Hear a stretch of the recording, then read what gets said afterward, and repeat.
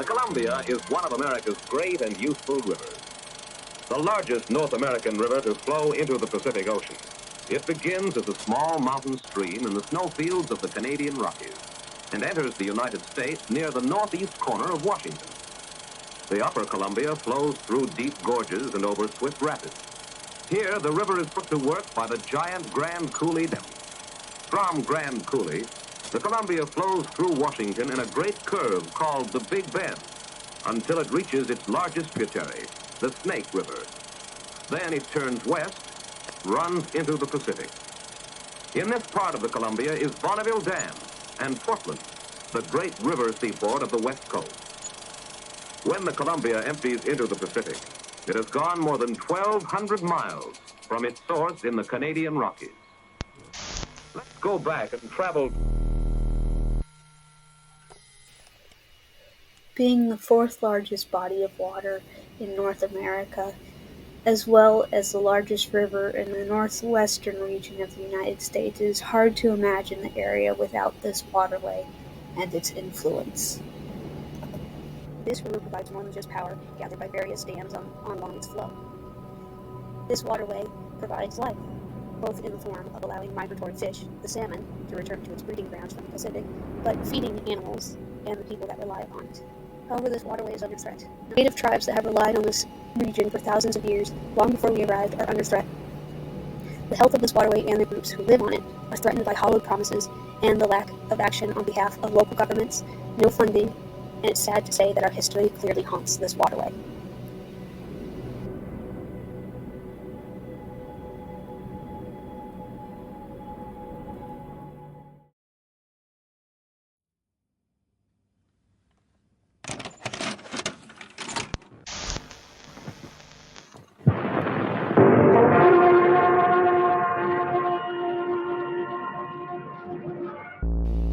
Being the largest river, its influence is vital. The Columbia, however, is far from healthy and has been exploited for decades now, without a thought of repercussions, let alone how we have affected it.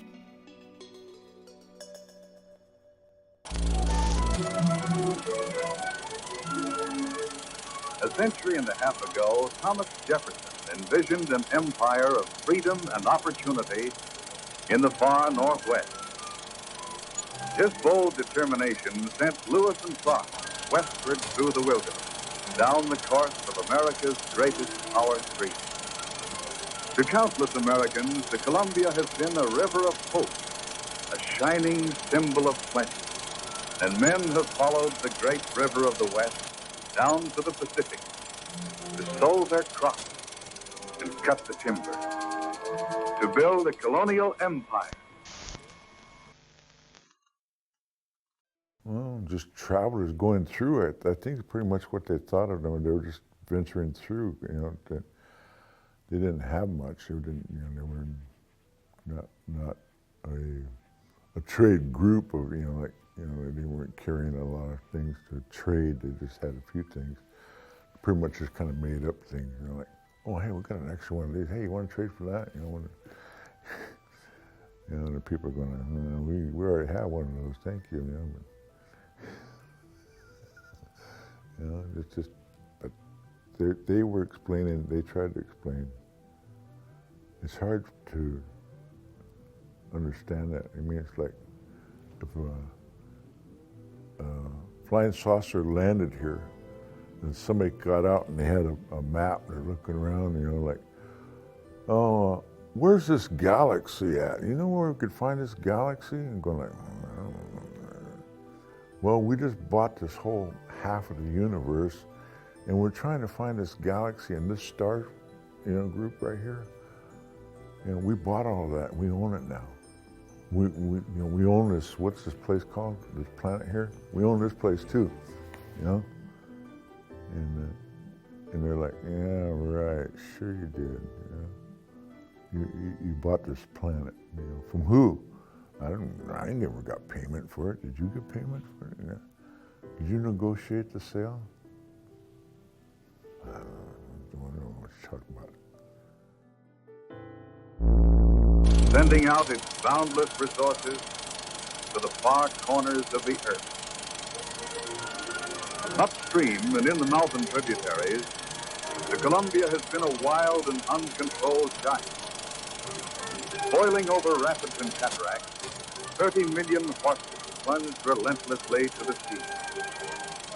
From the beginning of time, this power roared unpunished to the Pacific. Only the returning salmon, instinctively fighting their way up at the spawn, could defy the crashing falls and cascades.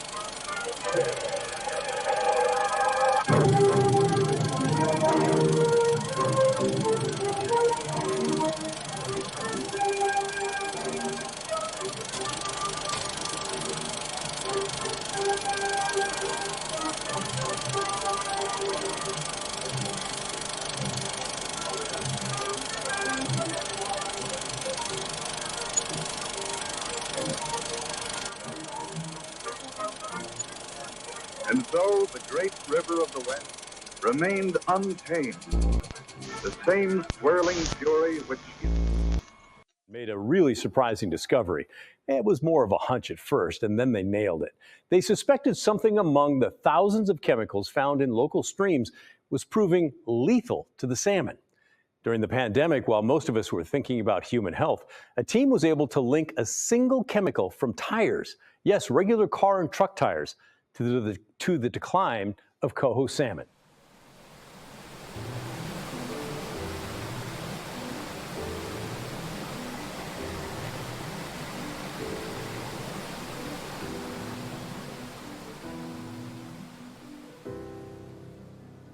When the salmon left,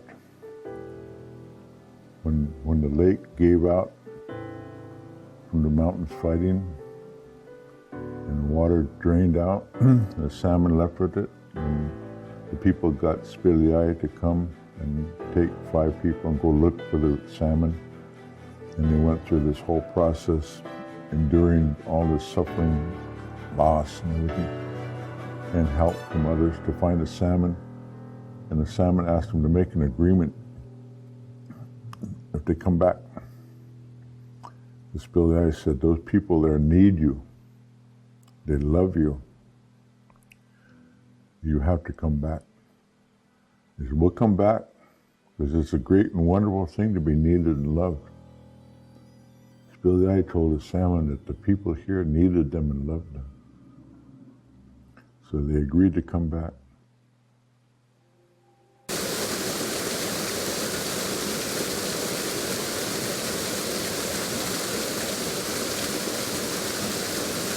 The cultural significance of these fish are made clear by many members of these tribes. The migratory path up the Columbia River have been vital to these people for centuries. This beaker contains little bits of tire. Now, it may not seem like much. After all, we use tires in everyday life, but we now know inside contains a lethal chemical responsible for killing up to 90% of coho salmon right here in Longfellow Creek alone. It's one of the top 5 most toxic chemicals to aquatic organisms that people have ever reported. 6-PPD quinone is a toxin produced when the common tire preservative 6-PPD mixes with oxygen. As tires age, the rubber starts to peel off, leaving bits and pieces in their path. When it rains, anything that doesn't soak into soil becomes stormwater pollution, eventually ending up in local waterways where every fall coho salmon return to spawn. They're literally soaking up this chemical that's interfering with how their brains work, and then they're dying before they can get to that next part of the creek in order to lay their eggs. Everything came in order. Everything was numbered. Everything had its place. And the salmon, as we call to it, is, when it's in the river or when it makes it all the way up into high lakes, or, it's nusuch. And that's just a general term for the salmon. When the nusuch actually present themselves, what they chan then it becomes it's a sacred food now if we're going to consume it. So because it's a sacred food, then it takes on another name, which is waikanish. But when you catch a salmon its inside go back to the insides of the river or the lake. And so when you take care of a salmon, you put those nutrients back into the water because all of that goes back. It's a cycle, anakanisha. And when you're taking a life, like a nusuk, and turning it into a waikanish, it's to be treated with utmost respect. The Puget Soundkeeper sent intent to sue notices to 5 cities, including Seattle, Burien, Mukilteo, SeaTac, and Normandy Park, for not complying with permits. But Sean says the goal is to work with cities, understanding that solutions are expensive. These folks know that this is a problem, want to help solve it, but this is one issue among many for most of these towns. The hope now is for a stronger response from the state. A petition was sent to the Washington State Department of Ecology asking for more action near Longfellow Creek in West Seattle, which has seen pre-spawn mortality rates nearing 90%. A response from the state was filed saying, in part, the science is clearly making a case that 6-PPD quinone kills. At this time, we do not believe that a site-specific adaptive management effort is the most appropriate or necessary response. And so if the community hears a little bit about it... I asked Jeff Killalea, who works with the Department of Ecology, for more context. Is there a reason why, if we know that there are certain creeks that are being targeted, that the state is rejecting site-specific solutions? This problem, on the other hand, is widespread and ubiquitous throughout the Pacific Northwest. He says they're figuring out how to best use funds received from the legislature to address multiple sites and researching ways to ensure solutions put in place today are effective in the long term. Certainly agree that actions are required to address and install treatment where it's needed.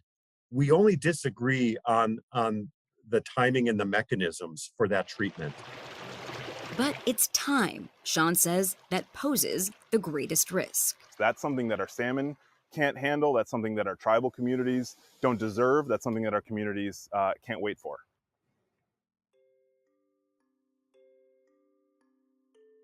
It's an economy. It's like roots and berries. I mean, there's no Walmart or there's no grocery store that you can go to and get food. I mean, that was it. The fish, I used to fish when I was a kid, try to bring them home so that they could cook them.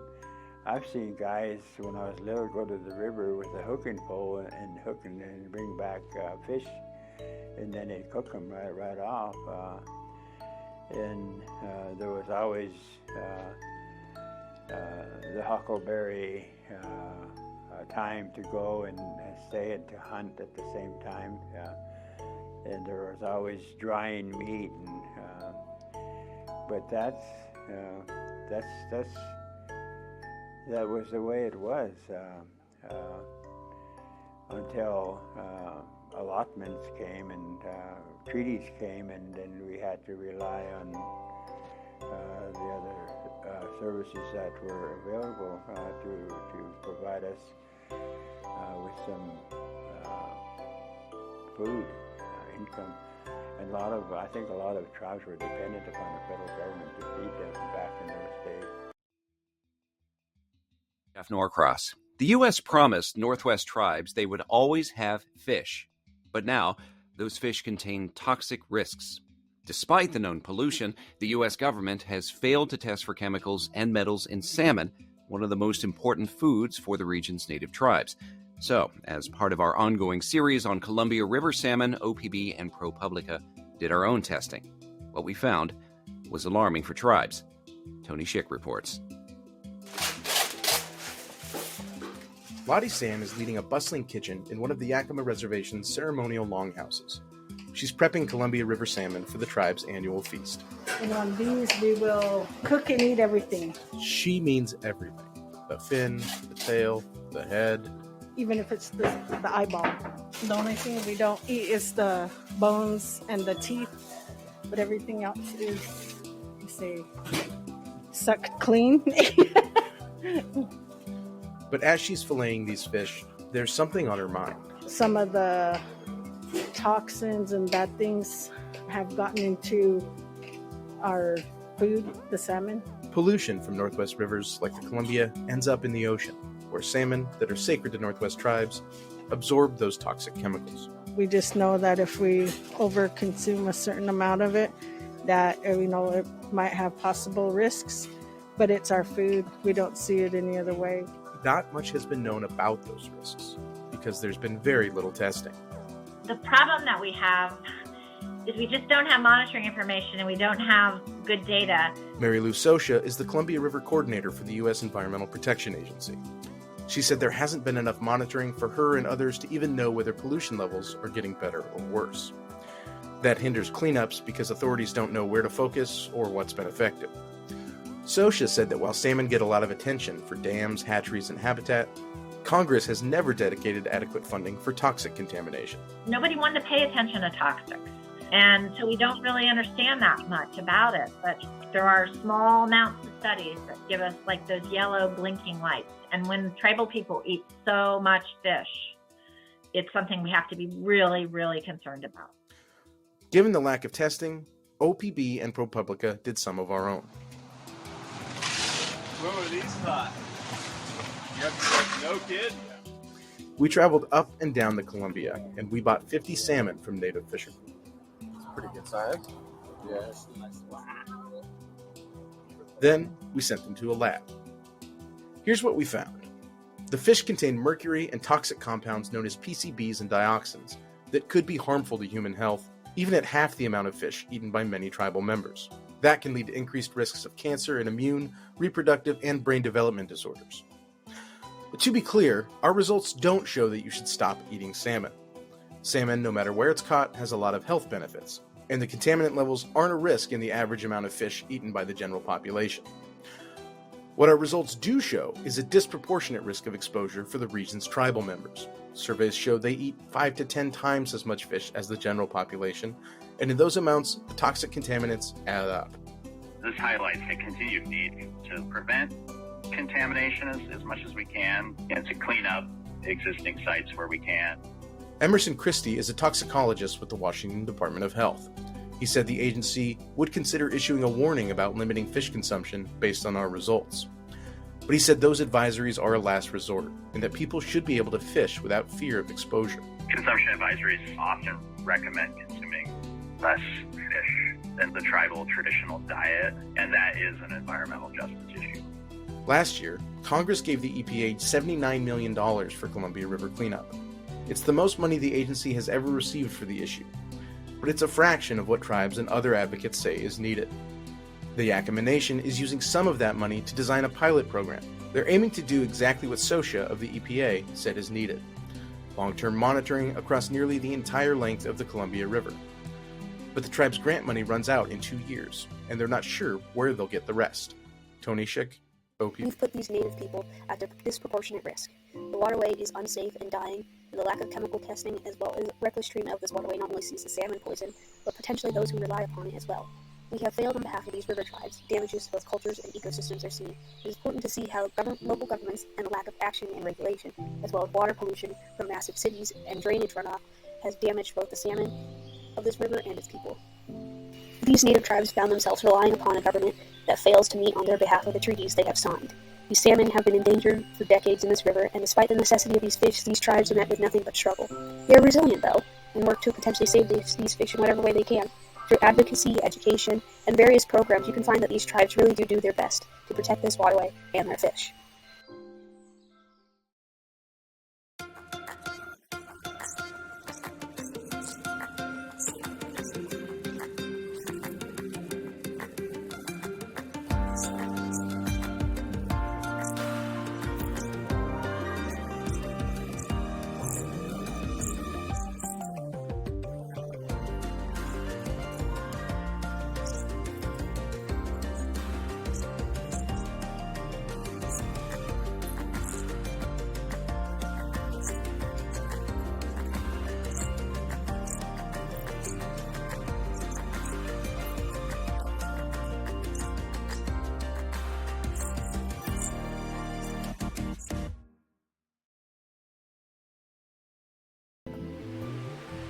We can take part in understanding the damage our everyday society has on long-term futures of not just the tribal people, but the average person living near this waterway. After all, if it becomes toxic to the salmon, it makes it safe for humans. Awareness, advocacy for tribal rights, and support of